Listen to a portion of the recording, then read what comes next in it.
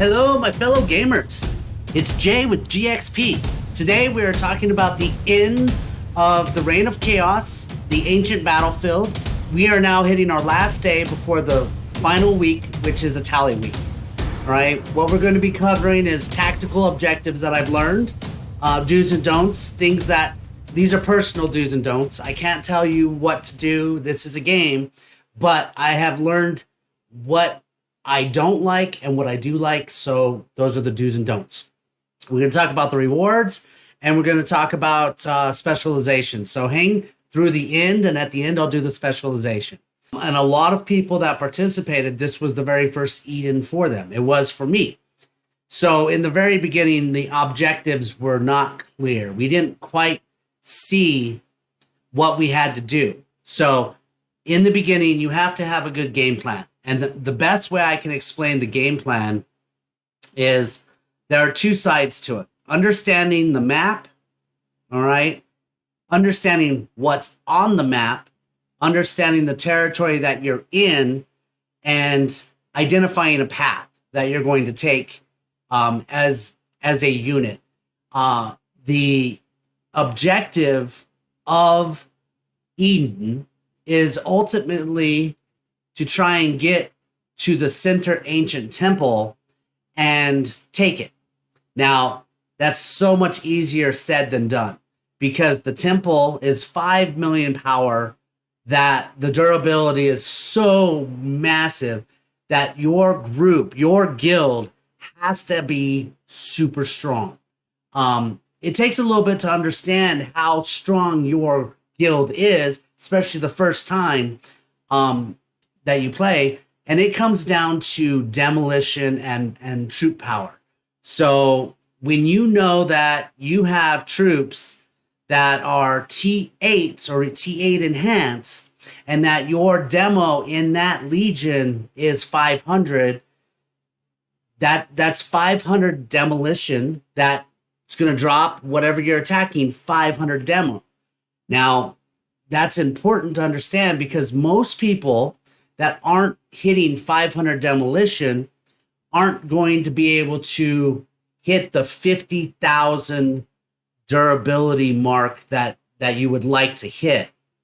So when you attack a building, when you attack one of the objectives, let's say a bridge or a city, a town, a gate, anything like that, you have to have good demolition.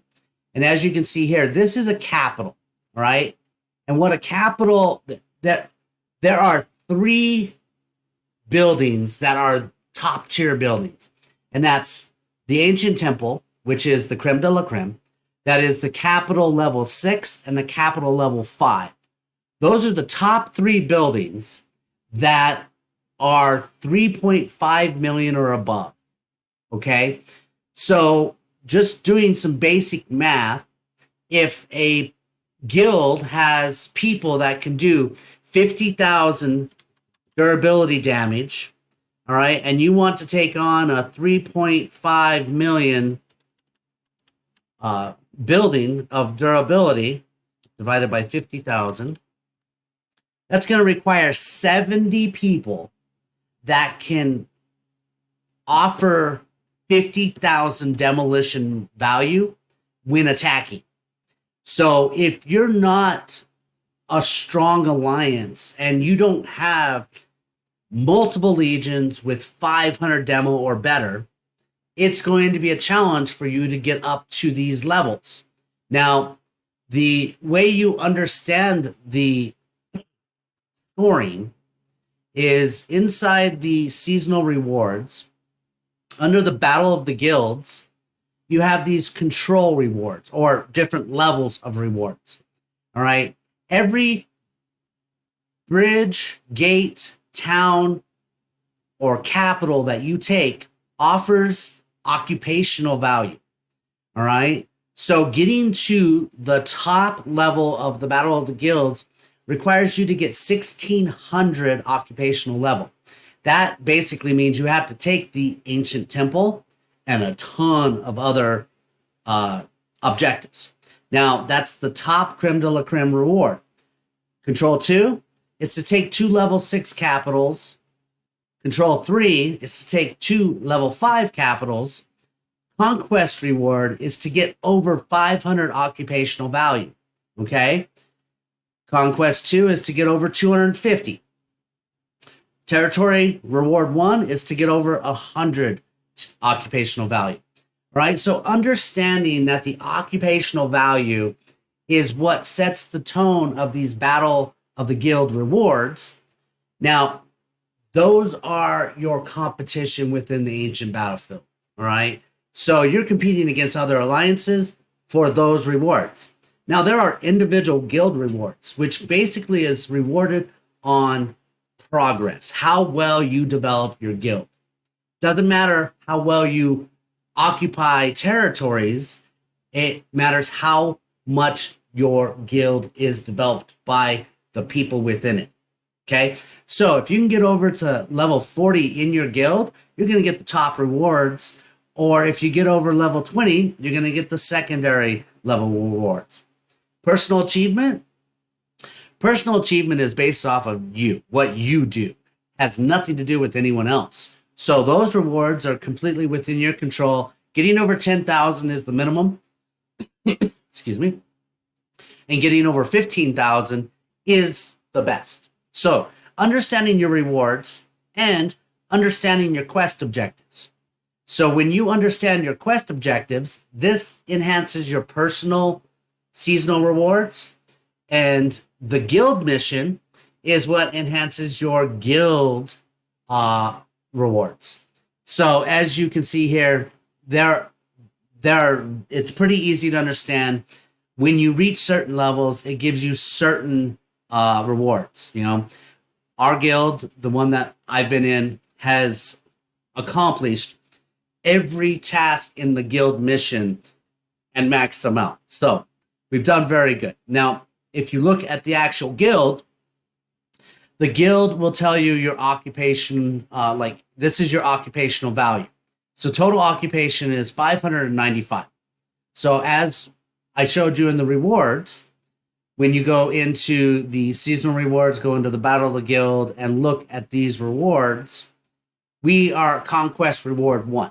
All right, so we are over 500.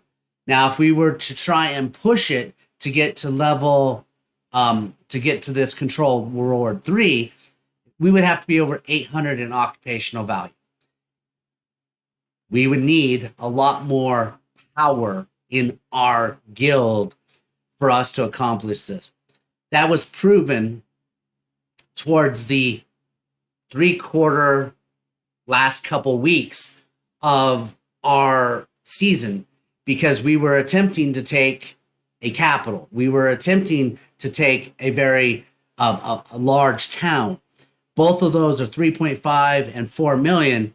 So we learned that we don't have enough people in our guild on at the same time with enough power to take those in a reasonable amount of time.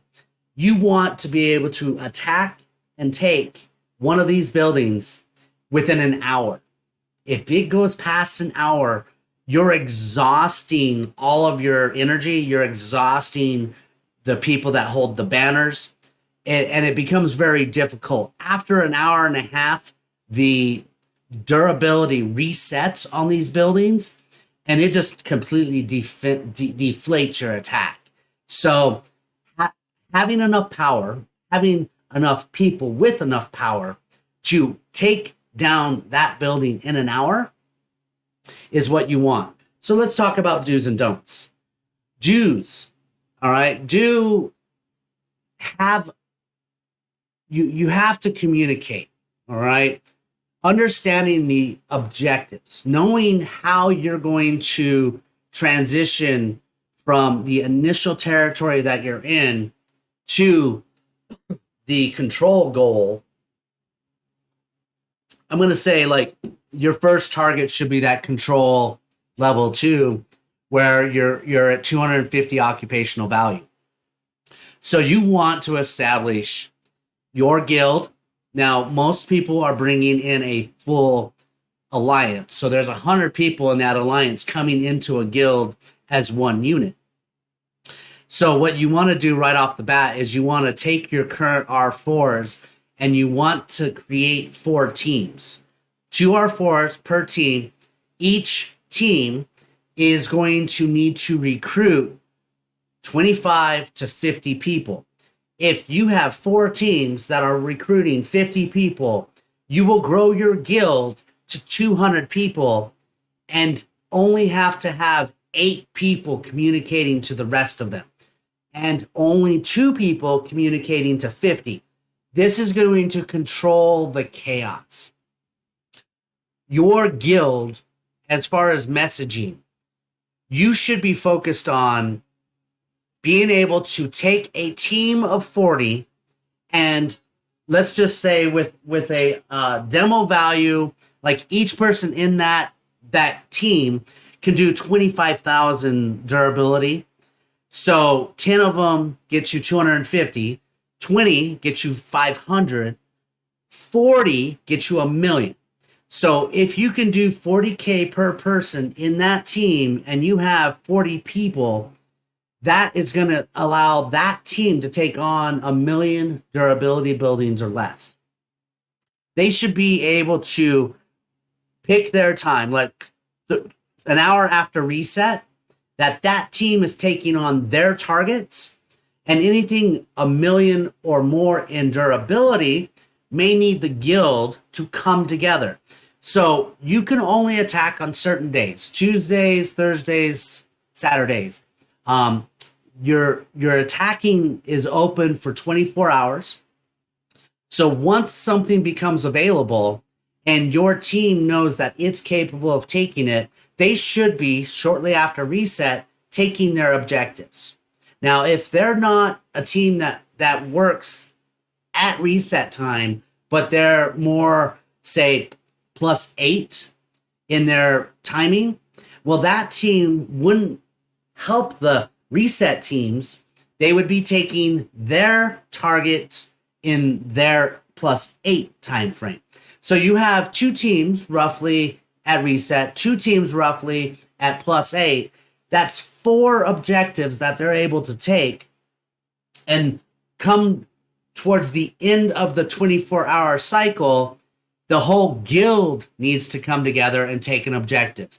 So every single day that time opens up for those objectives, your guild should be able to take 5 objectives, with the guild coming together for 1 major objective towards the end of the 24-hour reset.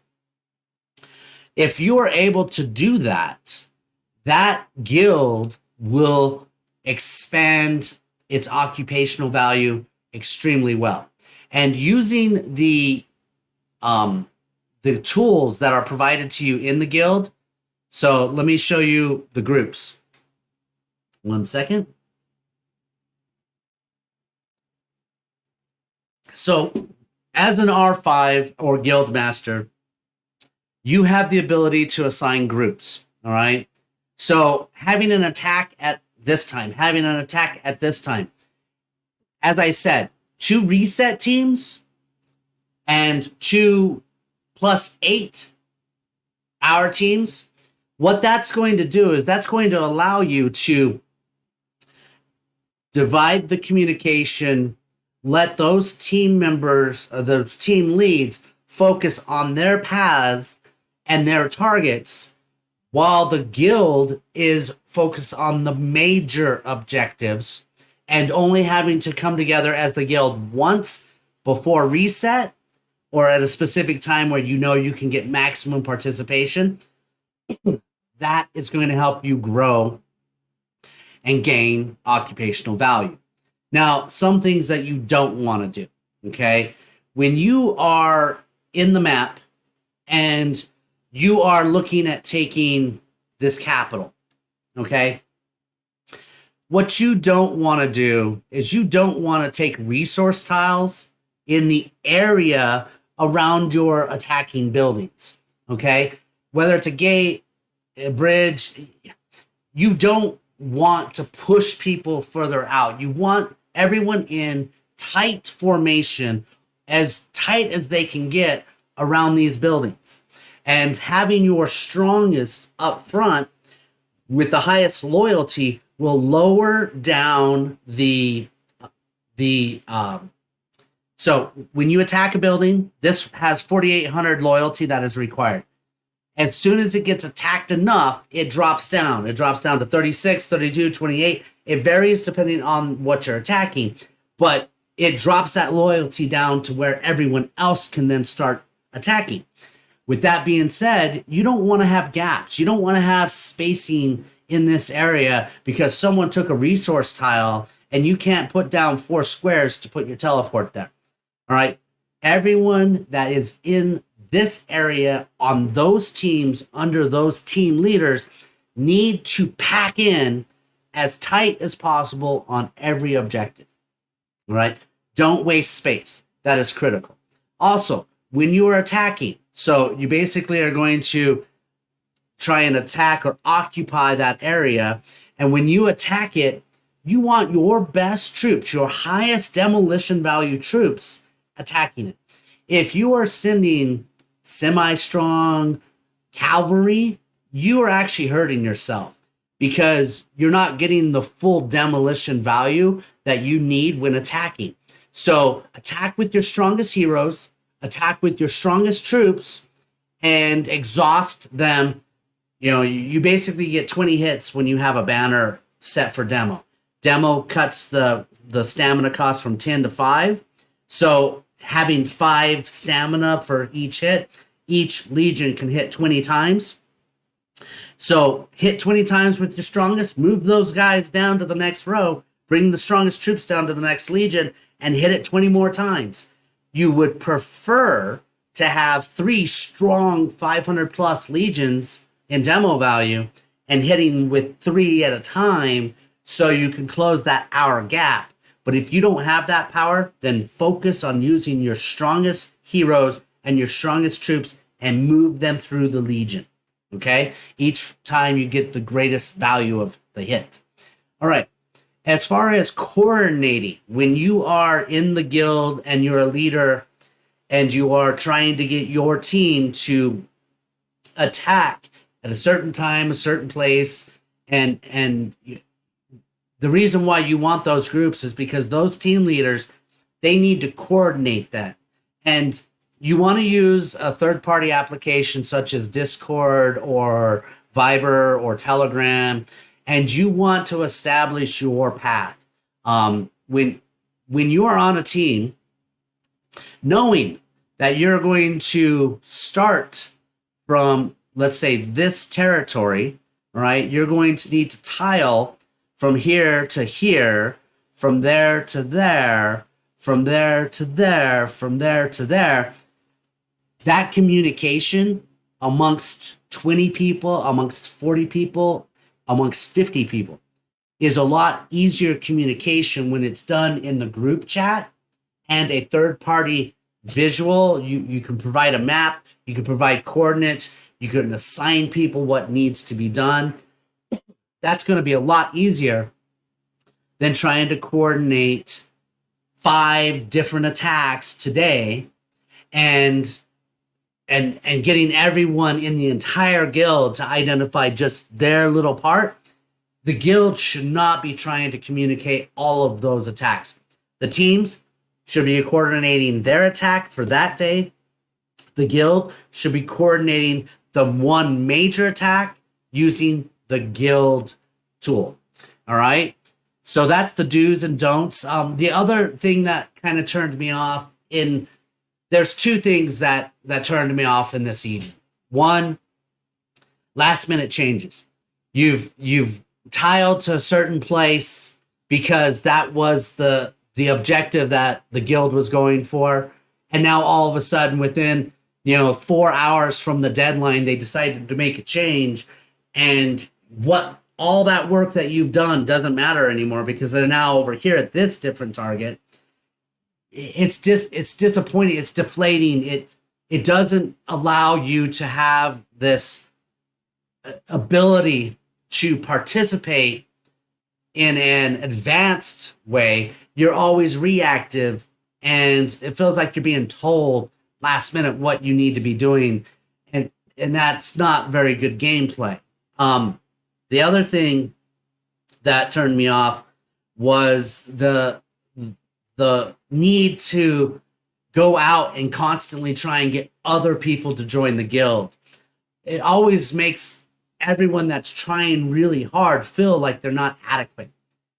You know, you have to set the right target scopes for your team and their power for you to achieve success with what you have. Now, those team leaders in those groups going out and getting other people that are in other guilds to come over and join your guild, that communication and that growth is essential. But if the guild is not capable of taking a capital level 5 because the current teams are not building good teams that are communicating and participating, that's not a guild problem, that's a team problem. And those teams need to be corrected so they can participate per the expectations of the guild. That's where I sit. All right. So those are the do's and don'ts. Let's take a real quick look at highlights. So rewards. You have your quest rewards. You have your seasonal challenge rewards. You have your seasonal rewards. All right. All three for the guild, for the battle of the guild, for the guild development, and for the personal achievement. Inside the guild, you have a guild list. This guild list shows you where your guild ranks. Same with 6. 6 actually helped us take the level 5 capital, which is awesome. Thank you, 6. I appreciate that. We learned a lot in this process. This has been a wonderful learning experience. Very long, and being disorganized makes it very difficult. So, like I said, the things that I've learned, I've shared with you. You may not agree, and that's okay. These are my personal opinions, and they're based upon what I believe would work, can work, or what I've seen work. So, with that being said, let's focus on specialization. So, this season has been about understanding specialization truly. The combat specialization, which is this red banner, it has the ability to give banners. So what a banner is these two right here. This Raider banner and this Pioneer banner, they reduce or increase the amount of demolition that is done when you attack and decrease the energy required to attack. Hence, going from 10 units of energy to 5 units of energy, allowing you to hit it 20 times instead of 10. The Pioneer banner is what does that. Now, if you're footman heavy and you are going to use this and you're going to try and get to the Pioneer banner, go on the outside until here. Right here, you want to go up the middle and go over. You cannot reach the Pioneer banner going all the way on this edge and going through here unless you have 47 or higher specialty level. If you're 47, 48, you'll be able to get both these banners, and it doesn't matter which way you go. But if you're only 45, well, then you want to go at least on this side to here and up to here, or you want to go all cav side. It's important to understand that. Now, the other thing is inside this specialization for construction, this gives you maximum loyalty.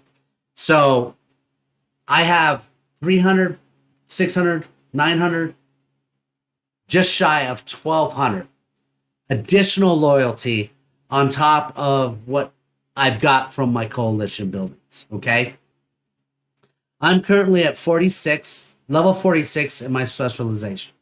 What I want to do right now is I want to reset it, okay? And what I want to reset for is I want to upgrade my frontline workshops with the honor bonus and the additional bonuses of the specialization reset here. So going this route, which is basically getting me an honor gain for each building that I'm upgrading, giving me a construction honor gain, construction, an honor reward. This branch to the left, down the center, and to these sides, once that's reset, so let's go ahead and reset that right now. Oh, I have a few extra. I have 6, so I can decrease the construction material requirement.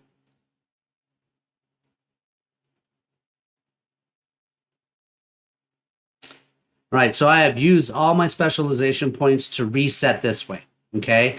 Now, when I go to use this, I have to activate this skill. All right, so as you can see here, these are your 2 symbols. All right, this one right here, gain a large amount of honor instantly. Higher total honor structure, the more honor will be gained, can be used once a day. So once I upgrade everything, then I will use the honor reward. But this one right here, the civil engineer, this gives you 2 hours to use once you've activated it, and it gives you 100% increase in honor gains. So that is critical along with all of these, okay? So these are my front lines. My front line 20 I can't upgrade. This is a 12 I can upgrade, 11 I can upgrade, and 11 I can upgrade, all right?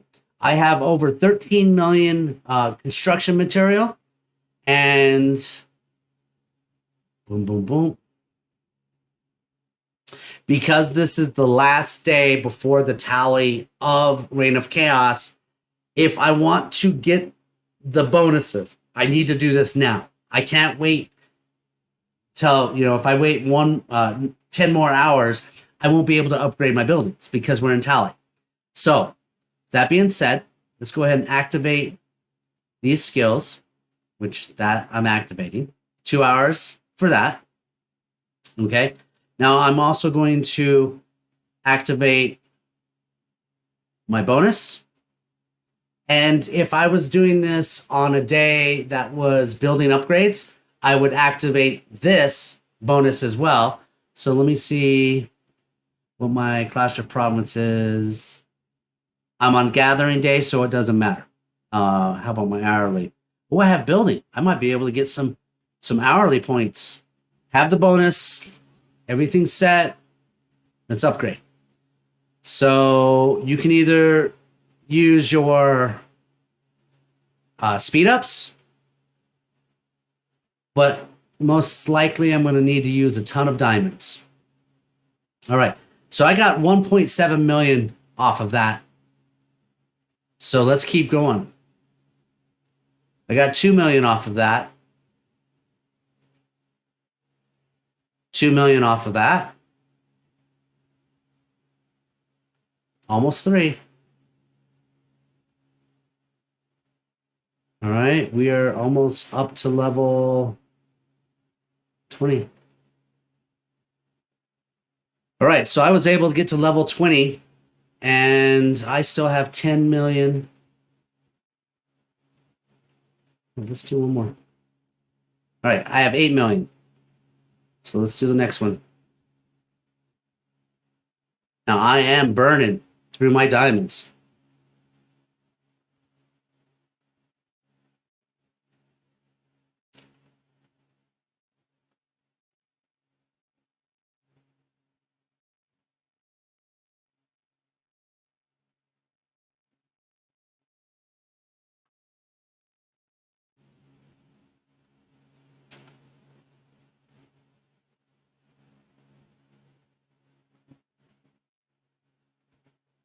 All right, so we've got 3 million constructions left.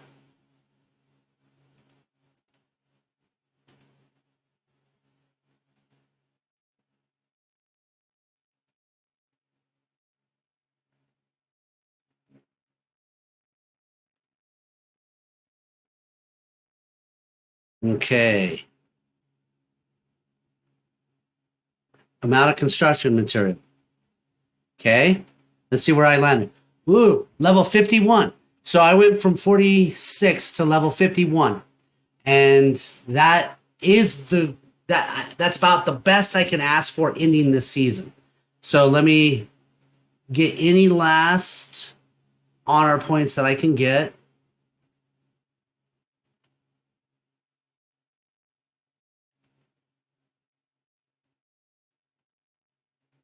Okay. All right. So level 51. I can then, let's reset it.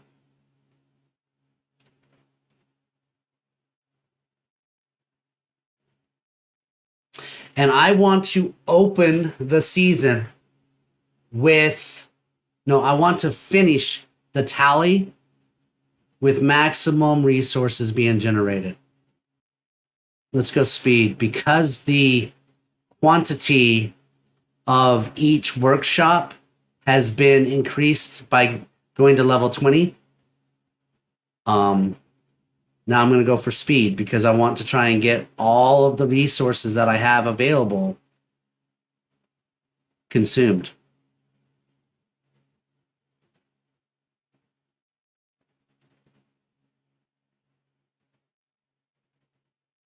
I feel like this is a good place for me to end the season. And this is where I will restart again come next RoC.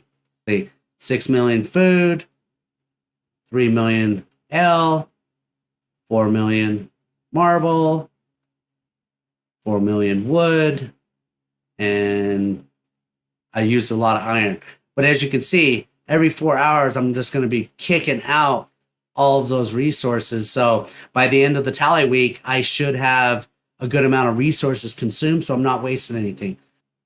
Being the last day of Eden, I feel like this has been a pretty good season.